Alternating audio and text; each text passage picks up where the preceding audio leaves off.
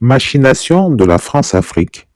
La nouvelle offensive contre l'Alliance des États du Sahel.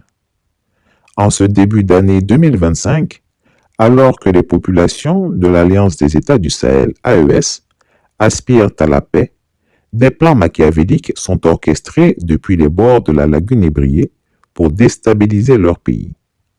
Chris Yapi tient des preuves qu'une nouvelle tentative de déstabilisation des pays de l'AES est en préparation à Abidjan, sous les ordres de la France. En effet, des prisonniers accusés d'actes de terrorisme et détenus au pôle pénitentiaire d'Abidjan, PPA, ont récemment été libérés et discrètement transférés dans un centre de formation.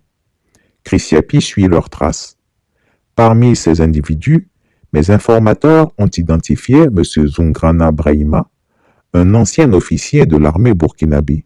En tout, 41 djihadistes ont recouvré la liberté en ce début d'année 2025, sur ordre de la France, je le rappelle.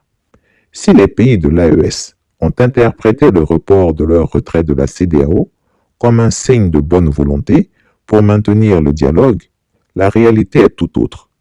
Je l'ai dit, la fédération là, on ne va pas vous laisser la faire. Nous sommes à 15, on va rester à 15. Revenez, on reste à 15. C'est un problème de concertation, de consultation et de compréhension.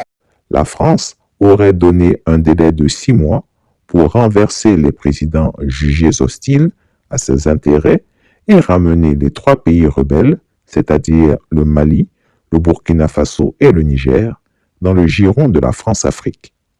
Chris Yapi appelle donc les autorités de ces pays à redoubler de vigilance, car cette manœuvre ne vise qu'à servir les intérêts électoraux du vieux stratège qui cherche à se maintenir au pouvoir. Merci beaucoup. J'ai l'insigne honneur, au nom des plus hautes autorités du Mali, de faire la déclaration suivante au nom des chefs d'État du collège, au nom du collège des chefs d'État de la Confédération des États du Sahel. Déclaration du collège des chefs d'État de la Confédération des États du Sahel, AES, sur la libre circulation, le droit de résidence et d'établissement des ressortissants de la CEDEAO dans l'espace de la Confédération des États du Sahel.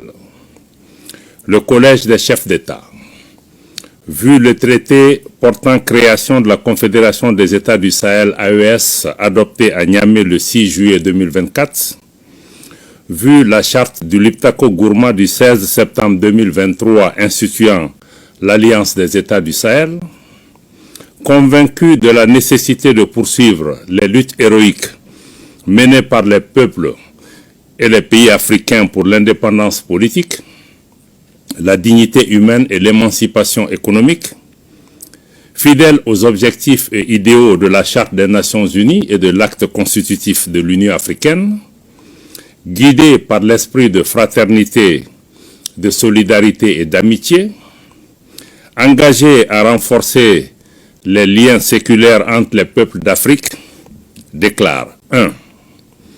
La Confédération des États du Sahel, AES, est un espace sans visa pour tout ressortissant des États membres de la Communauté économique des États de l'Afrique de l'Ouest, CEDEAO. 2. Les ressortissants de la CEDEAO ont le droit d'entrer, de circuler, de résider, de s'établir et de sortir sur le territoire des États membres de la Confédération des États du Sahel dans le respect des textes nationaux en vigueur. 3. Toutefois, les États membres de la Confédération des États du Sahel se réservent le droit, conformément à leurs lois et règlements, de refuser l'entrée sur leur territoire à tout ressortissant de la CEDEAO entrant dans la catégorie des immigrants inadmissibles. 4. Les véhicules particuliers immatriculés sur le territoire d'un État membre de la CEDEAO pourront entrer sur le territoire d'un État membre de la Confédération, conformément aux textes en vigueur. 5. Les véhicules à usage commercial immatriculés sur le territoire d'un État membre de la CEDEAO et transportant des passagers pourront entrer sur le territoire d'un État membre de la Confédération conformément aux textes en vigueur. Fait à Bamako, le 14 décembre 2024, le général d'armée Assimi Goïta, président de la transition, chef de l'État, président de la Confédération des États du Sahel. Sur le pôle pénal pénitentiaire d'Abidjan, Chris Yapi tient à interpeller les organisations de défense des droits de l'homme sur le sort alarmant de 4 hommes enfermés dans des cellules blindées et soumis à un isolement total sur ordre de Téné Birahima Ouattara dit Lafiole depuis son lit d'hôpital à Paris. L'identité de ces prisonniers est inconnue, mais ils sont soumis à un régime de diète noire, une pratique inhumaine et contraire aux droits fondamentaux. Cette situation montre, s'il en était encore besoin, que Lafiole cherche à éliminer ces hommes gênants sans se compromettre directement.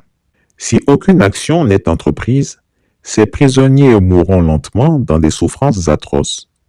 Chris Yapi en appelle donc à une intervention urgente des organisations de défense des droits de l'homme pour mettre fin à ces pratiques barbares.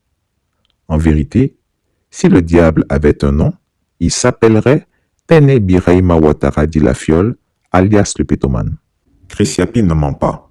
Retrouvez Chris Yapi sur ses 2 chaînes YouTube, sa chaîne Rumble, ses comptes TikTok, X, Instagram, VK et Threads.